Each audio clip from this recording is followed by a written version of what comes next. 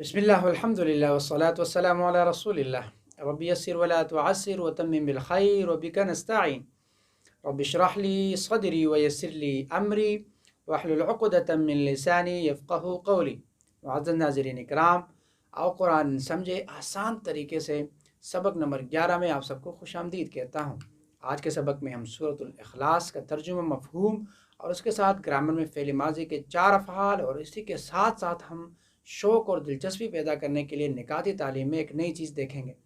یاد رکھیے گا، اس سبق میں ہم 16 نئے الفاظ سیکھیں گے جو تقریباً قرآن کریم میں 1966 مرتبہ ریپیٹ ہوئے ہیں الحمدللہ۔ سب سے پہلے ہم سورۃ الاخلاص کا تعارف دیکھتے ہیں۔ یہ ابتدائی مکی صورت ہے۔ مکی صورتیں اور مدنی صورتوں میں کیا فرق ہے؟ مکی صورتیں اور مدنی صورتیں، وہ جو ہجرت سے پہلے نازل ہوئی مکی ہیں اور ہجرت کے بعد نازل ہوئی وہ مدنی ہے۔ یہ بہت چھوٹی مگر بہت ہی اہم صورت ہے۔ یعنی نماز میں اس کو صرف اس نیت سے نہ پڑھیں کہ یہ چھوٹی صورت ہیں، بلکہ اس کی اہمیت کو سامنے رکھتے ہوئے پڑھیے۔ اس کے بارے میں علماء کرام فرماتے ہیں کہ اگر پورا قرآن کریم نازل نہیں ہوتا اور صرف سورۃ الاخلاص ہی نازل ہوتی تو یہ کافی ہوتی۔ اتنی وسیع صورت ہے، اتنا مفہوم کے اعتبار سے اتنی وسعت رکھتے ہیں، تو اس کا نام ہے اخلاص۔ یعنی جو کوئی سمجھ کر پڑھے گا، اس پر ایمان لائے گا تو اس کا عقیدہ خالص ہو جائے گا۔ یعنی لوگوں کے سوال کے جواب میں یہ نازل ہوئی تھی جب مشرکین مکہ سوال کرتے تھے رسول اللہ سے کہ آپ جس رب کے پیچھے ہمیں بلا رہے ہیں، جس رب کی عبادت کر رہے ہیں، وہ رب کون ہے؟ اس کا والد کون ہے؟ وہ کس کا بچہ ہے؟ اس کے بچے کدھر ہیں؟ وہ کیا کھاتا ہے؟ کیا پیتا ہے؟ وہ کیا کرتا ہے؟ تو اس کے جواب میں یہ آیت نازل ہوئی۔ تو ان تمام سوالوں کے جواب میں یہ صورت نازل ہوئی۔ تو یاد رکھیے گا، یہ صورت 1/3 قرآن کے برابر ہے۔ ابو درداء رضی اللہ تعالی عنہ بیان کرتے ہیں کہ نبی صلی اللہ علیہ وسلم نے فرمایا، کیا تم میں سے کوئی ایک رات میں قرآن کا تیسرا حصہ پڑھنے سے عاجز ہے؟ تو صحابہ کرام کہنے لگے، قرآن کا تیسرا حصہ کس طرح پڑھا جاتا ہے؟ نبی کریم صلی اللہ علیہ وسلم نے فرمایا، قل هو اللہ احد، یعنی قرآن کے تیسرے حصے کے برابر ہیں۔ صحیح مسلم کی حدیث ہے، قرآن کے تیسرے حصے کے برابر ہے۔ یاد رکھیے گا، اس صورت کو آخری 2 صورتوں کے ساتھ ہر فرض نماز کے بعد 1 بار اور مغرب اور فجر کے بعد 3 بار پڑھنا رسول اللہ صلی اللہ علیہ وسلم کی سنت ہے۔ ہم کو کس طرح عبادت کرنی چاہیے یا معبود کون ہو سکتا ہے؟ اس کا بہترین جواب اس صورت میں ہے۔ ہم پڑھتے ہیں سورۃ الاخلاص، قل هو اللہ احد، کہہ دیجئے وہ اللہ ایک ہیں، کہہ دیجئے وہ اللہ ایک ہیں۔ قل، آپ کہہ دیجئے، ہوا، وہ، اللہ ایک ہیں۔ قل کا ترجمہ ہے کہہ دیجئے۔ اس کو ہم یاد رکھنے کے لیے، قالا اس نے کہا، قالو ان سب نے کہا، قالا اس نے کہا، قالو ان سب نے کہا۔ قالا کا لفظ قرآن کریم میں 530 مرتبہ جبکہ قالو 332 مرتبہ ریپیٹ ہوا ہے۔ تو اگر آپ قل کا ترجمہ بھول جاتے ہیں تو قالا سے یاد رکھیں۔ قل کہہ دیجئے، ہوا کا ترجمہ آپ سیکھ چکے ہیں، ہوا وہ، اللہ یعنی اللہ، وہ اللہ، احد ایک، اکیلا، ایک کی معنی میں یہ لفظ صرف اللہ ہی کے لیے استعمال ہوتا ہے۔ قرآن کریم میں احد کا لفظ قرآن کریم میں 74 مرتبہ استعمال ہوا ہے۔ قل هو اللہ احد، کہہ دیجئے کہ وہ اللہ ایک ہے، یعنی اللہ ذات میں ایک ہے، یعنی اللہ ایک ہیں، اکیلا ہیں، اس کو ماں باپ، بھائی بہن، بیٹا بیٹی کوئی نہیں ہے اور کسی کی کوئی ضرورت نہیں ہے۔ صفات میں ایک ہیں، یعنی اللہ اپنی صفات میں ایک ہے، یعنی اس کی صفات والا کوئی نہیں ہے، اس جیسی صفات والا کوئی نہیں ہے۔ مثلا کوئی غیب نہیں جانتا، کوئی حاضر نہیں ہو سکتا، کوئی اس کے جیسا ہو ہی نہیں سکتا، کوئی اس جیسا دیکھ نہیں سکتا، کوئی اس جیسا مدد نہیں کر سکتا۔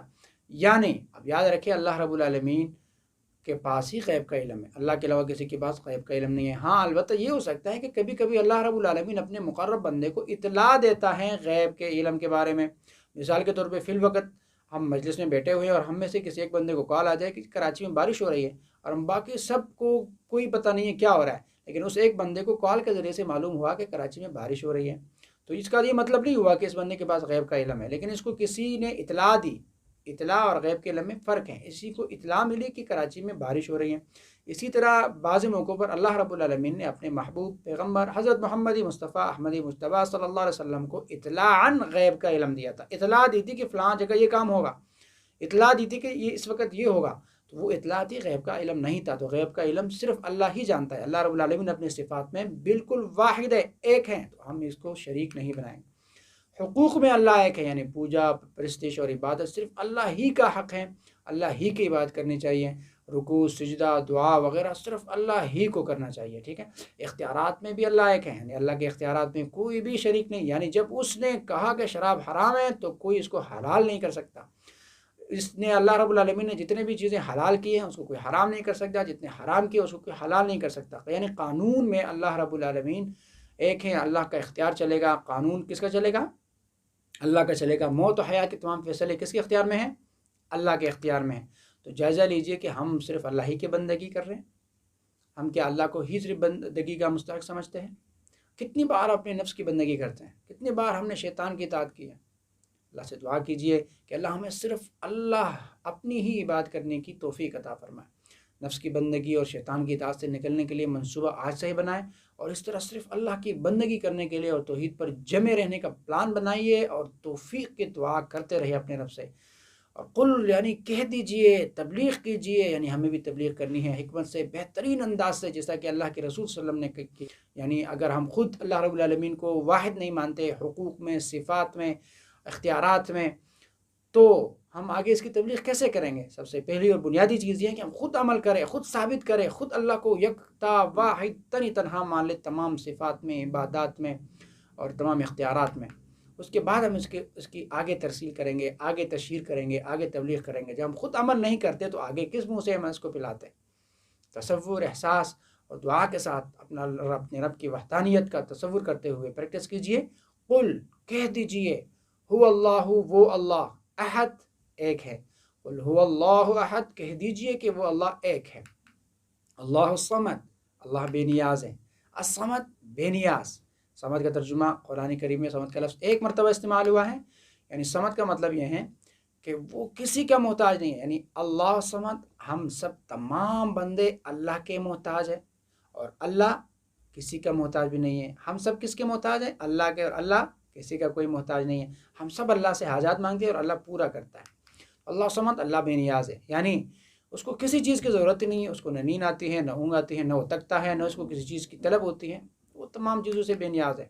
تصور کیجیے اس وقت جب اللہ تعالیٰ کروڑوں انسانوں اور بے شمار مخلوقات کی ضرورتوں کو پورا کر رہا ہے۔ اس طرح اللہ کی عظمت کو ذہن میں رکھتے ہوئے اس آیت کو پڑھیے، اور یہ دعا بھی کر سکتے ہیں ہم کہ اے اللہ تو میرے ضرورتوں کو پورا کرتا رہا ہے، آگے بھی تو ہی کر۔ اے اللہ مجھے تو صرف اپنا ہی محتاج بنا، کسی کا محتاج نہ بنا۔ آج تک اللہ رب العالمین ہماری بے شمار ضرورتوں کو پورا کرتا رہا ہے، بس یہی دعا کرتے رہیں کہ الہ العالمین بہت شکر ہے، بہت شکر ہے، اسی طرح آگے بھی کر، اور مجھے اپنا ہی محتاج بنا، کسی انسان یا کسی بندے کا محتاج کبھی نہ بنا۔ تصور اور احساس کے ساتھ ترجمہ کیجئے، اللہ الصمد، اللہ بے نیاز ہے، اللہ الصمد، اللہ بے نیاز ہے، لم یلد ولم یولد، نہ اس نے کسی کو جنا اور نہ وہ جنا گیا۔ لم کا ترجمہ ہے ڈڈ ناٹ، یعنی نہیں۔ قرآن کریم میں 348 مرتبہ استعمال ہوا ہے۔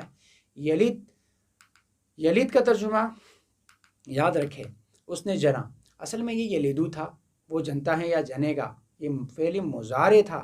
لیکن یاد رکھے قاعدہ کہ جب بھی فعل مضارع پر لم داخل ہوتا ہے، لم اس سے پہلے آتا ہے، تو فعل مضارع کا ترجمہ ہم ماضی میں کریں گے۔ تو لم یلد، نہ اس نے جنا، ولم یولد، اور نہ وہ جنا گیا۔ وا کا ترجمہ اور لم نہ ہی، اور یولد وہ جنا گیا، ولم یولد اور نہ ہی جنا گیا۔ یلد یعنی اس نے جنا، ایکٹیو وائس ہے، اس میں معلوم ہے کس نے جنا، اس نے جنا، اور یولد وہ جنا گیا، پیسو وائس یعنی کوئی معلوم نہیں کس نے جنا۔ ٹھیک ہے، لم یلد ولم یولد، نہ اس نے کسی کو جنا نہ وہ جنا گیا۔ جب انسان تک جاتا ہے تو بچے اس کا دل بہلاتے ہیں، جب انسان بوڑھا ہو جاتا ہے تو بچے اس کا سہارا بنتے ہیں، جب انسان مر جاتا ہے تو بچے اس کا نام جاری رکھتے ہیں۔ تو اللہ تعالیٰ ان تمام ساری کمزوریوں سے پاک ہیں، کیونکہ وہ تکتا نہیں ہے، وہ بوڑھا نہیں ہوتا، وہ بور نہیں ہوتا، وہ ہمیشہ سے ہے، اور اس کے لیے نہ کوئی باپ ہے نہ ماں ہے، وہ ہمیشہ رہے گا، اس لیے اس کو اولاد کی کوئی ضرورت ہی نہیں ہے۔ یہ تمام کمزوریاں انسان ہی کے لیے ہیں، تو اللہ تعالیٰ ان تمام کمزوریوں سے مبرہ اور پاک ہے۔ اس آیت کو پڑھتے ہوئے اس پیغام کو محسوس کیجئے کہ یہ پیغام ہم نے عیسائیوں تک پہنچانا ہے، اور عیسائیوں تک پہنچانے کی ذمہ داری کو محسوس کیجئے کہ جو یہ غلط عقیدہ رکھتے ہیں کہ عیسیٰ علیہ السلام اللہ کے بیٹے ہیں، نعوذ باللہ۔ تو تصور اور احساس اور دعا کے ساتھ ترجمہ کیجئے، لم یلد، نہ اس نے کسی کو جنا، ولم یولد، اور نہ وہ جنا گیا۔ لم یلد ولم یولد، نہ اس نے کسی کو جنا اور نہ وہ کسی سے جنا گیا۔ وَلَمْ يَكُنْ لَهُ كُفُوًا أَحَدٌ، اور نہیں ہے اس کا ہمسر کوئی۔ واو کا ترجمہ ہم سیکھ چکے ہیں، اور لم نہیں، یکن ہے۔ یاد رکھیں ہم نے پہلے سیکھا تھا کہ جب فعل مضارع پر لم داخل ہوگا تو ترجمہ کیا ہوگا؟ مضارع میں کریں گے، لیکن یہاں پر ہم یکن کا ترجمہ تھا نہیں کر رہے بلکہ ہے کر رہے ہیں، حال میں کر رہے ہیں۔ کیوں؟ کیونکہ یہ اللہ کے لیے استعمال ہو رہا ہے، تو اللہ کے لیے جب بھی کانا یا کن استعمال ہوگا تو وہ اس کا ترجمہ ہم حال ہی میں کریں گے، وہاں پر لم کا قاعدہ اپلائی نہیں ہوگا۔ وَلَمْ يَكُنْ لَهُ، اور نہیں ہے، لہو اس کا، اس کے لیے، لکم دینکم ولی دین، ٹھیک ہے، لہو اس کے لیے، اس کا، کفواً ہمسر برابری کا، کفواً ہمسر برابر، احد کوئی ایک، احد کوئی ایک، یاد رکھیں ہم نے صورت کے آغاز میں کہا قل هو اللہ احد، وہاں پر بھی احد کا استعمال ہوا، وہاں پر احد کا مطلب ہے صرف اللہ ہی کے لیے، یعنی قل هو اللہ احد، وہ اللہ ایک ہیں، یعنی یہ اللہ احد کا ترجمہ یہاں پر صرف اللہ ہی کے لیں کہ اللہ ایک ہیں، اور ولم یکن لہ کفوا احد، یہاں پر اللہ کے سوا تمام جتنے بھی چیزیں ہیں کوئی بھی ایک اللہ کے ہمسر نہیں ہوتا، یعنی اللہ کے علاوہ جتنی بھی چیزیں ہیں، جتنے بھی انسان ہیں، جتنے بھی مخلوقات ہیں، وہ اللہ کے برابر نہیں ہو سکتے، اللہ کے ہمسر نہیں ہو سکتے۔ یہاں پر اللہ کی عظمت ہمارے دل پر چھا جانی چاہیے کہ دور دور تک ہمیں کوئی نظر نہ آئے، نہ ذات میں، نہ صفات میں، نہ حقوق میں، اور نہ اختیارات میں، ہم صرف اللہ ہی کو واحد مانیں کہ اللہ رب العالمین کا ہمسر کوئی نہیں ہے، دور دور تک کہیں بھی، ذات میں، صفات میں، حقوق میں اور اختیارات۔ کیا میرے ذہن میں کوئی اور بھی ہیں جس سے میں ڈرتا ہوں؟ کسی اور سے میں امید لگائے بیٹھا ہوں؟ کسی اور کو طاقتور بھی سمجھتا ہوں؟ اگر ہیں تو اللہ سے دعا کیجئے کہ اے اللہ تو ہی میرے لیے کافی ہو جا، یعنی تو ہی میرے حفاظت کر اور میری ضرورتوں کو پورا کر، کسی اور کا مجھے محتاج نہ بنا۔ تو اللہ رب العالمین کی وحدانیت، اس کی ربوبیت، اس کی بلند و بالا عظمت کو تصور اور احساس کیجئے اور دعا کے ساتھ ترجمہ کیجئے، وَلَمْ يَكُنْ لَهُ، اور نہیں ہے اس کا، کفواً احد کوئی ہمسر، وَلَمْ يَكُنْ لَهُ كُفُوًا أَحَدٌ، اور کوئی اس کا ہمسر نہیں ہے۔ محبت سے اس صورت کو بار بار پڑھیے۔ ایک صحابی نماز کی ہر رکعت میں سورۃ الاخلاص پڑھتے، پھر کوئی اور صورت، رسول اللہ صلی اللہ علیہ وسلم نے ان سے سوال کیا کہ ایسا کیوں کرتے ہیں؟ انہوں نے کہا کہ مجھے اس صورت سے بہت محبت ہے۔ رسول اللہ صلی اللہ علیہ وسلم نے فرمایا کہ اس صورت سے تمہاری محبت نے تمہیں جنت میں داخل کر دیا۔ نوٹ کیجئے کہ اللہ کے رسول صلی اللہ علیہ وسلم نے اس صورت سے محبت کا ذکر کیا ہے، نہ کہ بار بار پڑھنے کا۔ تو ہم کو اس صورت سے محبت پیدا کرنے کی پوری کوشش کرنی چاہیے۔ یہ محبت کس طرح آئے گی؟ میں کچھ مشورے آپ کے لیے دے رہا ہوں۔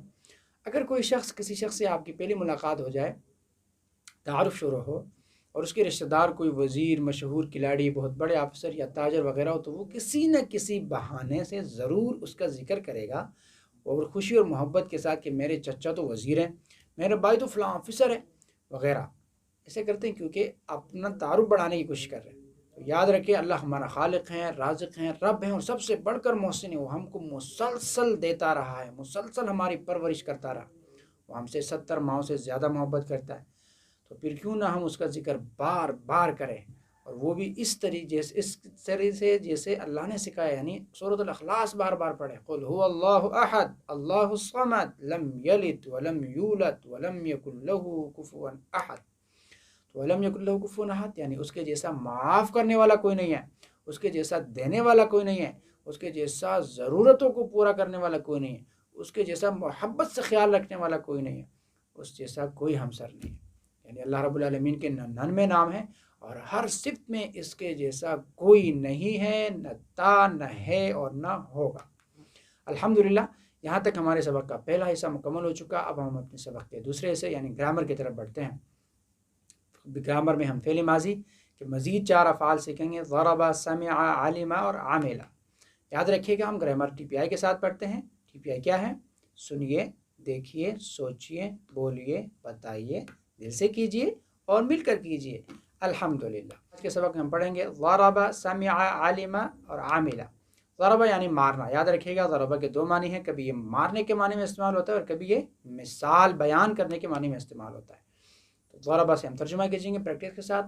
ضرب اس نے مارا، ضربوا ان سب نے مارا، ضربت آپ نے مارا، ضربت میں نے مارا، ضربتم آپ سب نے مارا، ضربنا ہم سب نے مارا۔ عربی ریپیٹ کیجئے، ضرب ضربوا، ضربت ضربت، ضربتم ضربنا، ضرب ضربوا، ضربت ضربت، ضربتم ضربنا۔ الحمدللہ۔ اب میں سوال کروں گا، آپ نے جواب دینا ہے۔ حل ضرب، کیا اس نے مارا؟ ما ضرب، نہیں اس نے نہیں مارا، مارنا تو اچھی بات نہیں ہے۔ حل ضربوا، کیا ان سب نے مارا؟ ما ضربوا، کیا ان سب نے اس کو مارا؟ نہیں ان سب نے اس کو نہیں مارا۔ حل ضربت، کیا آپ نے اس کو مارا؟ ما ضربت، نہیں میں نے تو اس کو نہیں مارا۔ حل ضربتم، کیا آپ سب نے ان سب کو مارا؟ ما ضربنا، ہم سب نے تو نہیں مارا۔ تو یاد رکھیے گا سمع اللہ لمن حمدہ میں ہم نے ترجمہ کیا تھا سمع اس نے سنا، سمع اللہ آئے گا تو ہم کیا ترجمہ کریں گے؟ اللہ نے سن لی، لمن حمدہ جس کی اس نے تعریف کی، سمع یعنی اس نے سنا، سمع نے سنا، سمعو ان سب نے سنا، سمعت آپ نے سنا، سمعت میں نے سنا، سمعتم آپ سب نے سنا، سمعنا ہم سب نے سنا۔ یاد رکھیے گا یہاں پر ایک دوسرا پیٹرن ہم سیکھ رہے ہیں۔ سمع یعنی میم کے نیچے زیر، فاعل یعنی عین کے نیچے زیر، جتنے بھی اس پیٹرن پہ افعال آئیں گے اس سانچے میں ڈالیں گے تو اس کے دوسرے ایف کے نیچے زیر ہوگی۔ سمع، سمعو، سمعت، سمعتو، سمعتم، سمعنا۔ الحمدللہ۔ سوال کروں گا جواب دیں گے۔ هل سمع؟ نعم سمع۔ هل سمعوا؟ نعم سمعوا۔ هل سمعت؟ نعم سمعت۔ هل سمعتم؟ نعم سمعنا۔ الحمدللہ۔ ابھی ہم علمہ دوسرا لفظ سیکھتے ہیں، یہ آپ کا ہوم ورک بھی ہے۔ علمہ اس نے جانا، علمو ان سب نے جانا، علمتا آپ نے جانا، علمتم میں نے جانا، علمتم آپ سب نے جانا، علمنا ہم سب نے جانا۔ عربی ریپیٹ کیجئے۔ علم علمو، علمت علمت، علمتم علمنا۔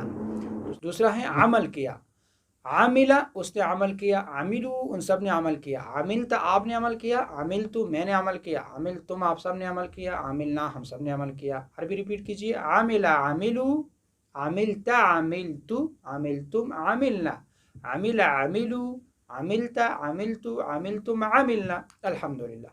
یہاں تک ہمارے سبق کا دوسرا حصہ مکمل ہو چکا۔ اب ہم سب نے سبق کے تیسرے حصے یعنی نقطۂ تعلیم کی طرف بڑھتے ہیں۔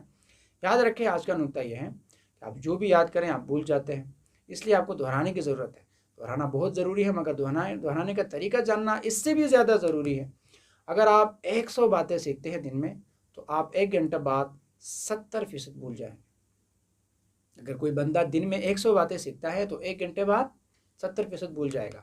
اگر آپ 1 گھنٹے بعد اس کو دوبارہ دہرائیں گے تو 1 دن تک وہ دوبارہ یاد رہے گا، مگر 1 دن بعد وہ 70% دوبارہ بھول جائیں گے۔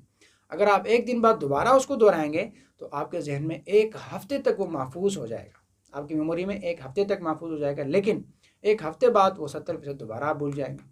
اسی طرح اگر آپ 1 ہفتے بعد اس کو دوبارہ دہرائیں گے تو آپ 1 مہینے بعد یہ 70% بھول جائیں گے، یعنی مہینے تک چلا جائے گا۔ اگر آپ 1 مہینے بعد دوبارہ اس کو دہرانے کی کوشش کریں گے تو یہ 6 مہینے تک آپ کے سینے میں محفوظ رہے گا، دماغ میں محفوظ رہے گا۔ تو اس لیے اگر آپ چاہتے ہیں کہ آپ نہ بھولیں تو دہرائیے 1 گھنٹے بعد، 1 دن بعد، پھر 1 ہفتے بعد، پھر 1 مہینے بعد اور پھر 6 مہینے بعد۔ یہ ایک آسان اصول ہے، بہترین طریقہ کار ہے یاد رکھنے کے لیے۔ الحمدللہ یہاں تک ہمارا سبق اپنے اختتام کو پہنچ جاتا ہے۔ یاد رکھیے گا ہم نے سبق نمبر 11 کے اختتام پر تقریباً 131 الفاظ سیکھے ہیں جو قرآن کریم میں 30,797 مرتبہ ریپیٹ ہوئے ہیں۔ الحمدللہ۔ اللہ رب العالمین سے دعا ہے کہ وہ ہمیں قرآن کریم پڑھنے، سمجھنے، غور کرنے، یاد کرنے، عمل کرنے اور پلانے کی توفیق عطا فرمائے۔ سبحان اللہ و بحمدہ، سبحانک اللہم و بحمدک، نشہد ان لا الہ الا انت، نستغفرک و نتوب الیک۔ السلام علیکم ورحمۃ اللہ وبرکاتہ۔